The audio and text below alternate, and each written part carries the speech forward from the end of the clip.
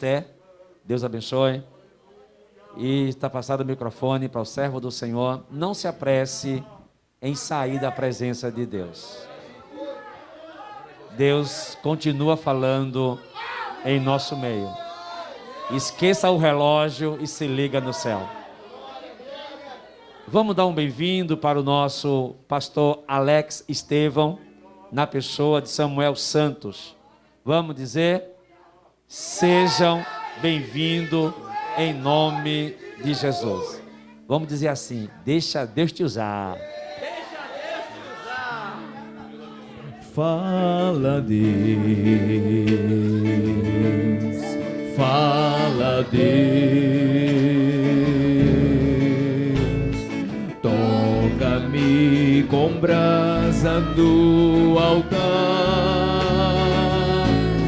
fala Deus, fala Deus, se alegra atendo ao teu mandar. Engrandecido seja Deus, meus irmãos, a paz do Senhor Jesus. Para mim é motivo de alegria estar nesta casa, conhecendo mais uma partícula do corpo de Cristo. Que Deus em Cristo siga vos abençoando de uma maneira toda poderosa e especial. Que os céus preservem a cada um dos irmãos que cooperaram com esta obra, para que chegasse hoje em seus 24 anos de história. Deus siga abençoando ao pastor local, Jessé Rosa, a sua família, aos cooperadores, ao pastor setorial Ubiratão Oliveira, a qual eu tive o prazer de também ser pastoreado pelo mesmo, no campo de Boca do Rio, e hoje podemos nos reencontrar no nome de Jesus. Sem perca de tempo, convido você a abrir a sua Bíblia no livro do profeta Ageu, capítulo de número 2, versículo de número 3 em diante. Mensagem esta, que também faz parte do tema, e Deus havia ministrado em meu coração. Ageu, capítulo de número 2, verso de número 3 em diante.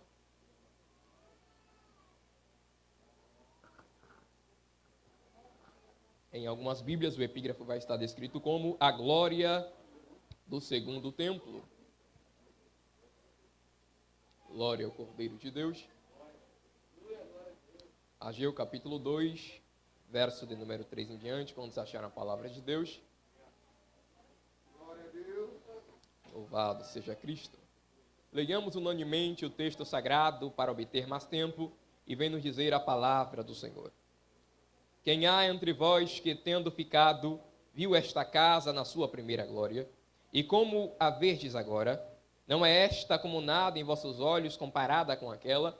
Ora, pois, esforça-te, Zorobabel, diz o Senhor, e esforça-te, Josué, filho de Josadaque, sumo sacerdote. E esforçai-vos todo o povo da terra, diz o Senhor, e trabalhai, porque eu sou convosco, diz o Senhor dos exércitos.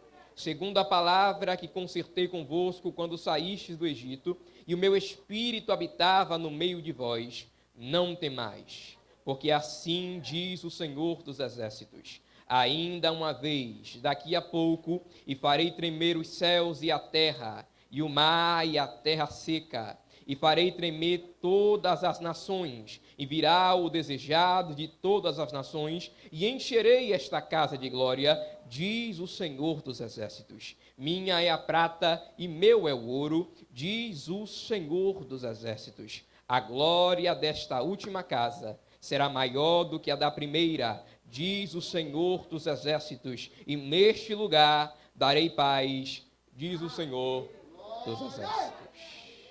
Quantos creem nesta palavra, podem se assentar no nome de Jesus.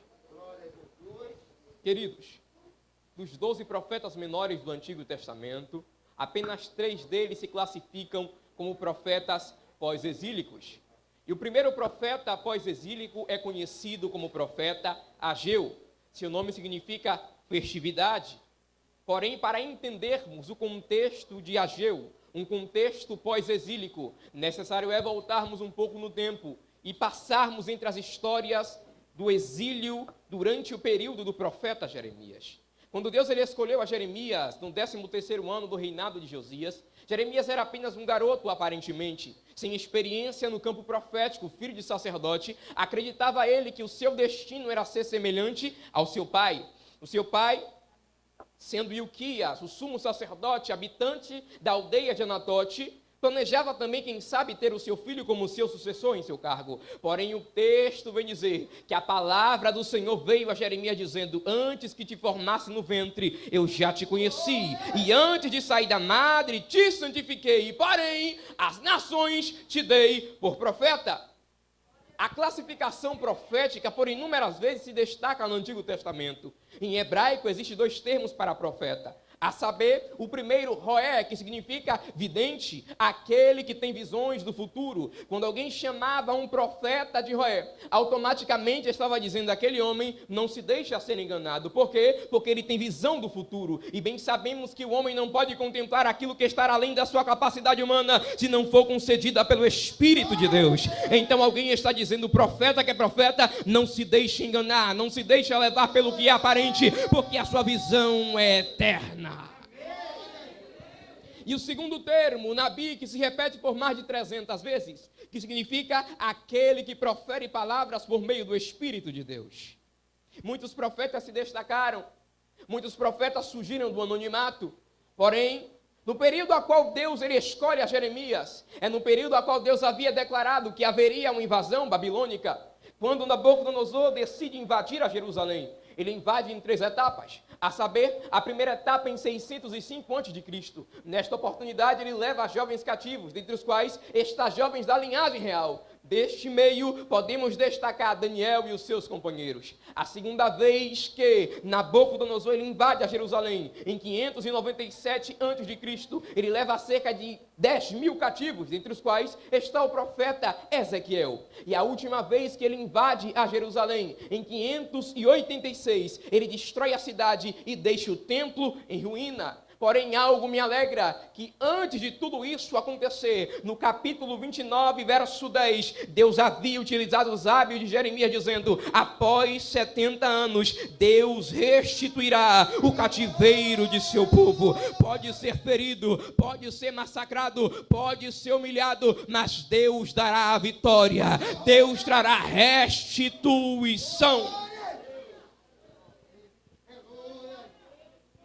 Passa-se o tempo, e quando olhamos para o livro de Esdras, no seu capítulo de número 1, vem dizer que o Espírito do Senhor despertou o espírito do rei Ciro. Ciro agora declara: o Deus Todo-Poderoso entregou em minhas mãos reinos e nações, e ele confiou a mim a missão de edificar uma casa em Jerusalém. Todo aquele que pertence ao Deus de Israel, suba a Jerusalém, pois o seu Deus está com ele, e edifique uma casa em Jerusalém. Após os 70 anos determinados por Deus, agora o texto sagrado vem dizer que Ciro se levanta e autoriza os judeus regressarem para a sua terra natal. Mas algo mais chama a minha atenção, porque quando eu vou em Isaías, no seu capítulo de número 45, o texto vai dizer que Deus chama Ciro de meu ungido. No último versículo do capítulo 44, Deus chama Ciro de meu pastor, aquele que fará aquilo que me apraz e livrará o meu povo do cativeiro. O que significa isso, Samuel? Quando olhamos na história, percebemos que Ciro não era judeu. Percebemos que Ciro não tinha nenhuma comunhão espiritual antes disso tudo com Deus de Israel. E tem mais, quando Isaías profetizou foi cerca de 150 anos antes do seu nascimento. Antes de Ciro nascer, Deus já está dizendo: será o meu ungido.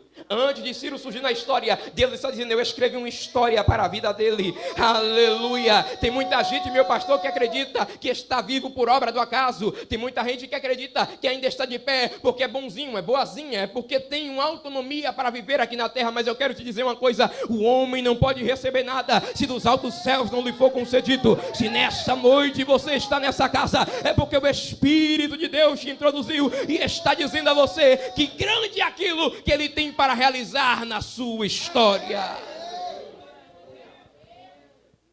Antes de Ciro nascer, Deus já está dizendo: será o meu ungido, será o meu instrumento para tirar o meu povo do cativeiro. Cumprindo-se então esta profecia, é perceptível que aquele povo agora regressa para Jerusalém. E após 70 anos, existiam exiliados que acompanharam o terror que foi ser massacrado por Nabucodonosor. Entretanto, houve novos judeus que nasceram na Babilônia e ainda não conheciam a Jerusalém. E aquele povo deixou tudo de lado e retornou para a sua terra natal para edificar o templo do Senhor, seu Deus. E após 2 anos da primeira leva a ser levada para Jerusalém, Esdras capítulo do número 3 vem descrever que então foi posto os alicerces do templo.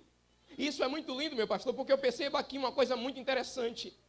Que a primeira leva de pessoas que voltaram para Jerusalém foram preparar o território. Mas a segunda leva foi com o propósito de estancar os alicerces. Se eu e você passar em um grande edifício, iremos admirar certamente a sua estrutura, iremos admirar certamente a sua grandeza, mas por trás de um grande edifício há uma grande estrutura que o sustenta. Por trás de um grande edifício há uma estrutura, aleluia, que carrega o peso maior de toda a sua beleza.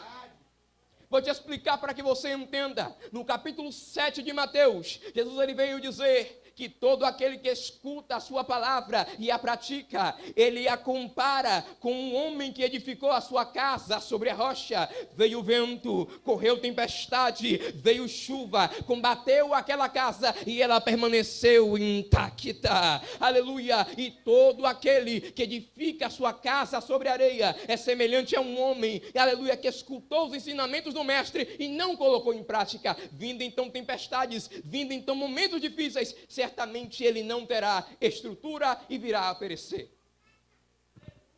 Paulo vem dizer em 2 Timóteo capítulo 2, verso 19: todavia o fundamento de Deus permanece firme e tem este selo: o Senhor conhece os que são seus, e todo aquele que profere o nome de Cristo aparta-se da iniquidade.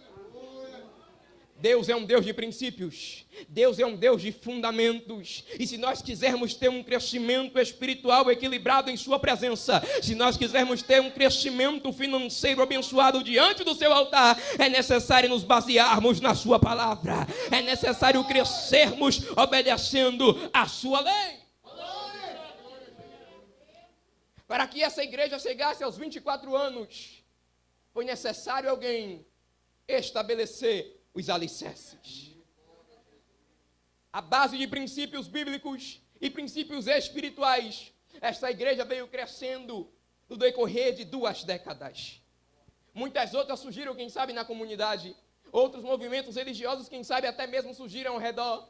Mas a congregação de Uruguai 3 permaneceu crescendo, porque a base, porque o alicerce, porque a esperança da igreja seguiu sendo Jesus Cristo. Aleluia! E todo bom empreendimento traz concorrentes. E todo bom empreendimento traz alguém para querer se penetrar. E não foi diferente na história da reedificação do templo e volta dos judeus do exílio. Após os judeus receberem a carta, a alforria e liberação para retornarem para a sua pátria, o texto vai dizer que os samaritanos quiseram se introduzir no meio do povo para ajudar na edificação da obra. E aí que está o problema. Nem todo mundo que se aproxima visando beneficiar a obra que Deus confiou em suas mãos. Eu vou entregar a Jesus. Nem todo mundo que se apresenta dizendo estou aqui para o que deve tem estrutura suficiente para suportar os vendavais. Pedro disse: Senhor, por ti eu também darei a minha vida. Jesus disse: antes que o galo cante 2 vezes, 3 vezes tu me negarás, Pedro. Pedro, Satanás já pediu para cirandar a tua alma como trigo, porém eu intercedi por você. Aquilo que é aparente atrai os homens, mas aquilo que é intelectual, aquilo que é espiritual, aquilo que está acima da compreensão humana é o que atrai o coração de Deus. Os judeus nos trouxe um grande ensinamento, uma grande lição no capítulo 4 de Esdras, que não devemos ser convencidos por qualquer tipo de palavras. Uma característica importante das ovelhas é que as ovelhas não comem qualquer tipo de pasto.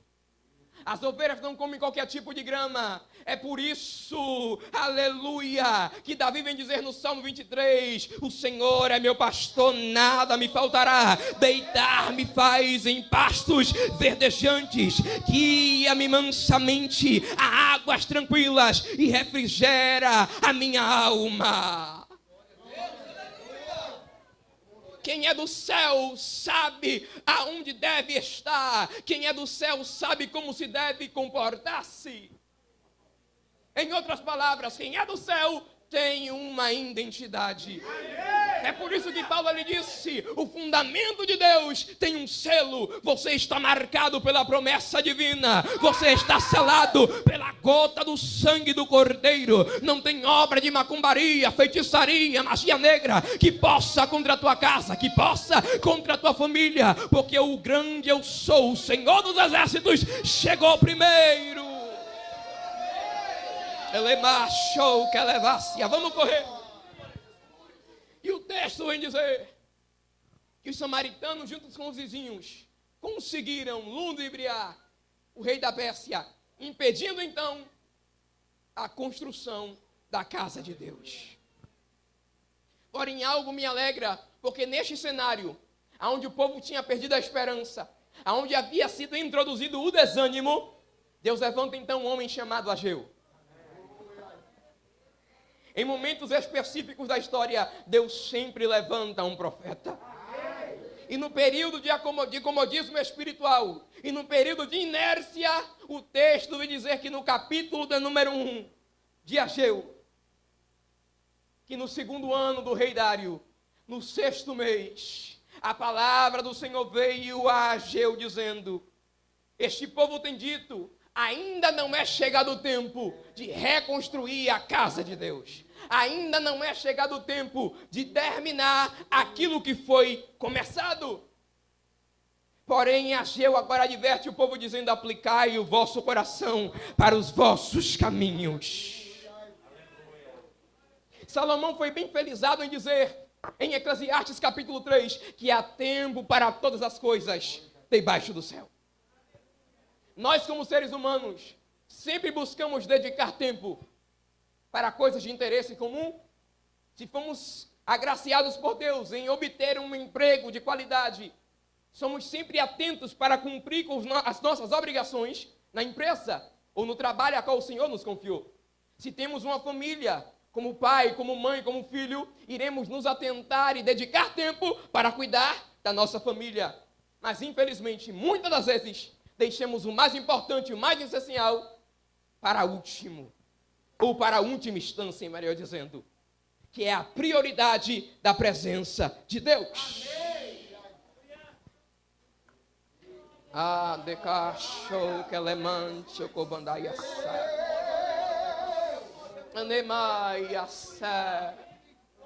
nação unanimemente declarou dizendo, ainda não é chegado o tempo. Muitos de nós dizemos, não é chegado o tempo. Mas estamos questionando a Deus, cadê o tempo da promessa? Quando Deus nos cobra o tempo da dedicação, o tempo da devoção, o tempo da renúncia, estamos dizendo, ainda não é chegado este tempo. Mas quando atentamos para a promessa, dizemos, aonde está a promessa e aonde está o tempo esperado para o cumprimento das mesmas? Então agora o próprio Ageu vem declarar dizendo, semeai muito e recolheis pouco, comeis, mas não vos fartais, bebeis, mas não vos saciais, vestivos, mas ninguém se aquece, e aquele que recebe o salário, recebe num saquetel furado. Este cenário se assemelha a Juízes capítulo de número 6, que vai dizer que quando os filhos de Israel voltaram a fazer o que era mal aos olhos do Senhor, o Senhor entregou nas mãos dos midianitas por 7 anos. E toda vez que Israel semeava, eles não tinham direito de colher. Quando eles criavam animais, eles não tinham direito de desfrutar do fruto, porque os midianitas subiam como um gafanhoto e devoravam tudo quanto eles tinham. Aquele que semeia no objetivo de colher. Aquele que planta no objetivo de colher os seus frutos. Mas há muitas pessoas, meu pastor, que tem semeado há muitos anos e não tem colhido coisas boas. Pelo simples fato de semear uma má semente. Mas nessa noite Deus me trouxe aqui para despertar o teu coração dizendo: ainda há esperança, ainda há tempo. Ele te dá mais uma oportunidade de fazer uma excelente semeança. O livro de Ageu é composto por 2 capítulos resumidos em 4 mensagens. A primeira mensagem é uma mensagem muito dura, uma mensagem confrontadora. E ele ainda continuou dizendo: vós encheis as vossas casas de estuque e cedros, mas a casa de Deus permanece deserta. Estuque era uma espécie de gesso feita de cal, água e outras substâncias que apenas os nobres tinham dentro da sua casa. Aquela primeira leva que voltou da Babilônia, voltou com os costumes dos caldeus. E Deus está dizendo: é tempo de lembrar a sua identidade, é tempo de lembrar a sua origem. Não é porque você está na Babilônia que você pertence à Babilônia. Não é porque você está no Egito que você pertence ao Egito. A sua identidade ainda é a identidade do céu. É tempo de voltar para a terra da promessa. No versículo 13, Ageu é reconhecido como um embaixador do Senhor. E ele agora traz uma mensagem de despertamento para Zorobabel e Josué, dizendo: é tempo de despertar o vosso espírito e dar continuidade naquilo que vocês começaram.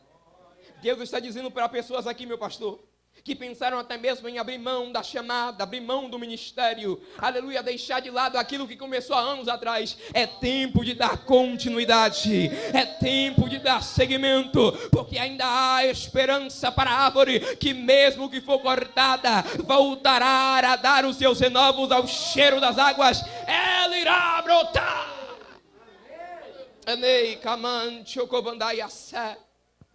Fecho aqui minha Bíblia. O livro composto de 38 versículos, por 26 vezes, Ageu repete: assim diz o Senhor dos Exércitos. A guerra que os judeus estavam enfrentando não era apenas uma guerra espiritual, era uma guerra física, porque as nações ao redor estavam se levantando com seus exércitos para intimidar aquele povo. Então, toda vez que o povo desanimava, Ageu estava dizendo: assim diz o Senhor dos Exércitos. Você ainda não entendeu? Já que o problema é guerra, Ele é o Senhor dos Exércitos. Já que o problema é fome, Ele é o Senhor da provisão. Já que o problema é enfermidade, Ele é o Senhor da cura. Já que o problema é armadilha, Ele é o Senhor do livramento. Moisés: eu sou o que sou. Assim diz o Senhor dos Exércitos: é tempo de se levantar, é tempo de erguer a cabeça e reconhecer que você foi alistado para batalhar, que você foi escolhido por o exército espiritual. Ninguém que milita boa milícia vai querer, aleluia, fazer uma obra para agradar aquele que o alistou, como disse Paulo para Timóteo. Sofre, pois, comigo as aflições, como um bom soldado de Cristo. Porque as armas de nossa milícia é poderosa em Deus para destruir cadeias, grilhões e montanhas que se levantarem. Então começa o tão esperado capítulo 2. O capítulo 2 inicia-se então no 24º dia do mês, no dia 24 do mês 7 do calendário judaico, do 2º ano de Dário. A palavra do Senhor vem mais uma vez a Ageu. Após o povo se alegrar, se levantar e dar continuidade na obra, quando eles começaram a reformar o templo, muitos deles se desanimaram. Porque quem olha para o segundo templo, automaticamente lembra do primeiro templo feito por Salomão. Um templo glorioso, cheio de ouro, cheio de bronze, revestido de pedras preciosas. Uma das 7 maravilhas do mundo antigo. E agora, quando olha para o templo atual, vê apenas uma ruína que está sendo reconstruída. E os mais antigos agora começaram a desanimar, dizendo que queria mais que fosse o primeiro tempo. Em outras palavras, eu preferia a primeira regência. Eu preferia fazer da minha forma como antigamente. Mas só que Ageu se levanta dizendo que a glória desta última casa será maior do que a primeira. Deus olhou para Isaías ano passado e disse: não vos lembreis das coisas passadas, eis que eu faço algo novo. Tem muita gente se prendendo ao passado, tem muita gente questionando, dizendo: no passado era melhor, quando eu estava há um tempo atrás no Egito, era melhor desta maneira. Mas Deus está dizendo: eu estou disposto a fazer algo novo na tua vida. Enquanto aquele povo estava se entristecendo com a visão do presente, Ageu estava se regozijando com a visão do futuro. Enquanto havia uma geração que estava reclamando por aquilo que estava sendo feito no presente, Ageu estava glorificando a Deus. Em outras palavras, ele estava dizendo: tenho por certo isso mesmo, que a glória da última casa é maior do que a primeira. Eu acredito, meu pastor, que se Paulo estivesse naquele contexto junto com Ageu, ele repetiria o que foi dito em Romanos 8,18. Tenho por certo isso mesmo, que as aflições do tempo presente não se compara. Eu vou repetir para que você entenda: não se compara com a glória que em nós ainda há de ser revelada. Aquilo que está por vir é muito maior. Olho não viu, ouvido não ouviu, não desceu no coração do homem. É aquilo que Deus tem preparado para a sua igreja. Este é um ano de vitória. Este é um ano a qual a igreja deve se regozijar, porque grandes coisas tem feito o Senhor por nós. Por isso estamos alegres.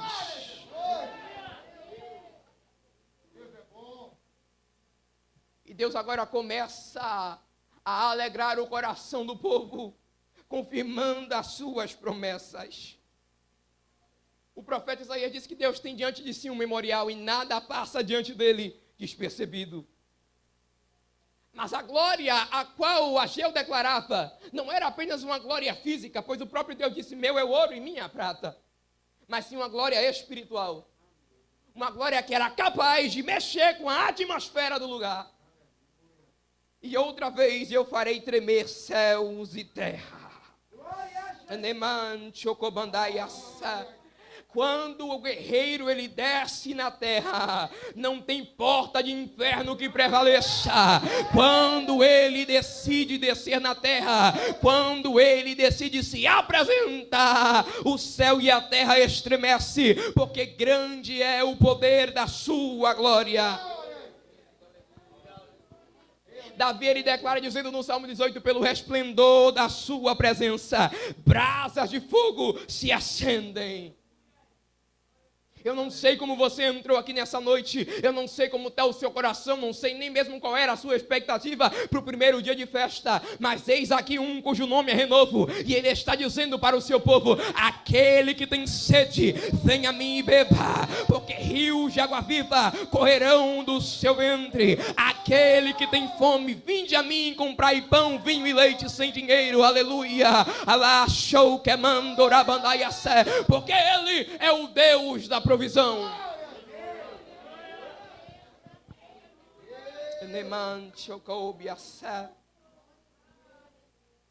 Uma certa vez eu ouvi de um amigo pregador, ele ministrando nos Estados Unidos, dizendo: se Deus ele te deu uma visão, se você tem uma visão, melhor dizendo, e você pode pagar por ela, certamente essa visão não vem de Deus. Como assim, Samuel? Vou te explicar melhor. Toda visão que Deus nos dá traz dúvidas e questionamentos. Deus nos mostra algo grande enquanto somos pequenos. Deus nos dá um projeto grande enquanto a nossa condição financeira é limitada. Então, toda vez que Deus nos mostra algo, a primeira pergunta que vem ao nosso coração é: de onde virá o recurso? Como eu administrarei? Como isso dará seguimento? Mas não se preocupe, porque o Deus que dá a visão é o Deus que dá a provisão.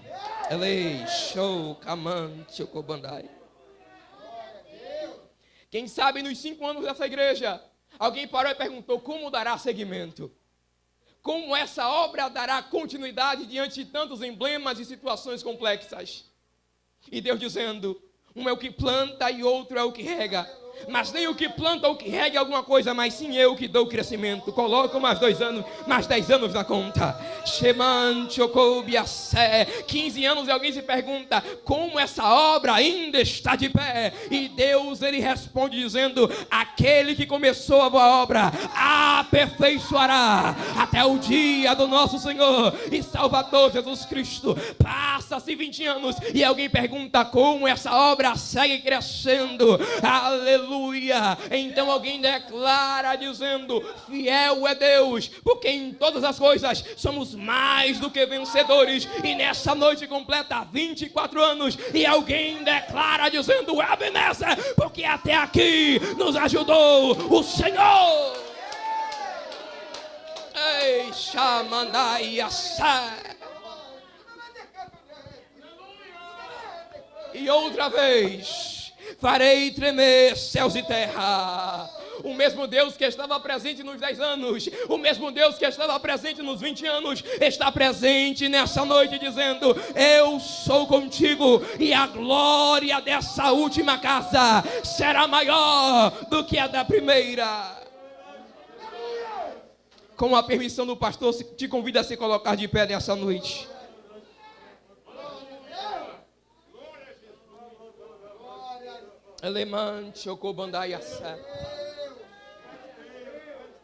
Eu quero adorar a Deus contigo nessa noite. Se desprenda de tudo quanto te prende neste mundo físico e se ligue na dimensão espiritual. Por toda a minha vida, ó Senhor, te louvarei,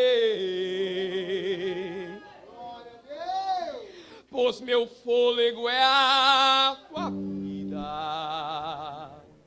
Aleluia. E nunca me cansarei.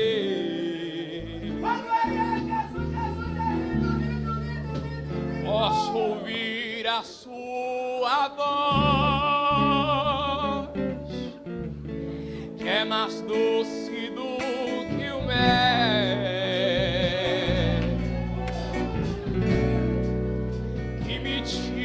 dessa cova e me leva até o céu. Lemandacia da ordem às estrelas, adore a Ele onde você está e ao mar os seus limites. Ele está visitando o coração de crente nessa noite. Eu me sinto tão seguro no teu colo altíssimo. Não há ferrolho nem porta que se fechem diante da tua voz. Não há doenças, nem culpas que fiquem de pé diante de nós. E a tempestade se acalma na voz daquele que tudo criou e pôs tua palavra é cura e escudo para os que nele creem. Ainda no capítulo 5 de Esdras, contemplamos os adversários de Israel perguntando e questionando quem vos deu o direito de retornar aqui e edificar este templo. Então aquele povo agora levanta a carta para os céus e diz, foi-nos dado acesso. Elema, show, que elebandai. Foi-nos dado cartas para estar aqui. Nessa noite Deus está dizendo para crentes aqui: já foi lhe dado acesso, já foi lhe dada autonomia espiritual. Entra na presença dele com confiança, porque não há ferrolho, não há porta, não há corrente que possa segurar a adoração dessa igreja. Ele manda aí a fé no teu colo altíssimo. Declare com fé: não há ferrolhos, nem portas que se fechem diante da tua voz. não há doença, nem culpas que fiquem de pé. Diante de nós, E a tempestade se acalma na voz daquele Deus do Criou, pois tua palavra é cura e escudo para os que nele crê. Aplauda ao Senhor nessa noite. Deus nos abençoe.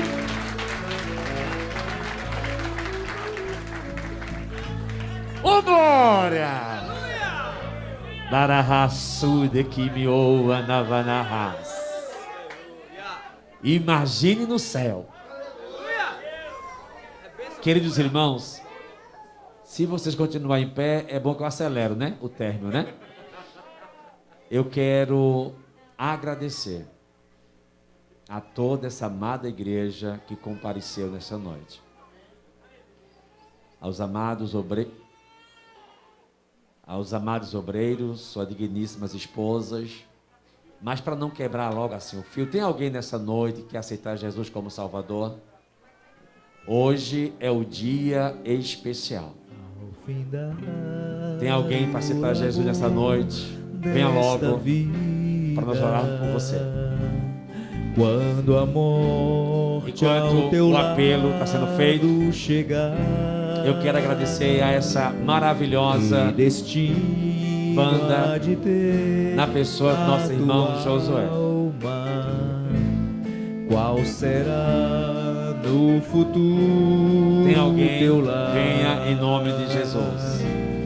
Meu amigo, hoje Cadê tu você que quer aceitar Jesus como fez Salvador? escolha, Venha logo, vida ou morte, porque o Senhor é bom e quer salvar a sua vida. aceitar. Cadê você?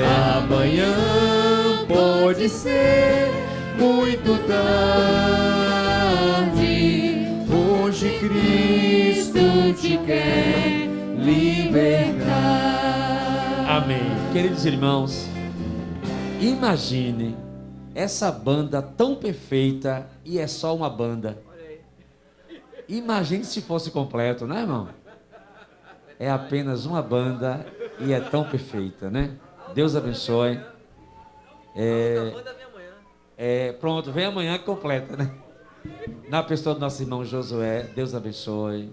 Todos que manuseiam, não sei dizer o nome não, né?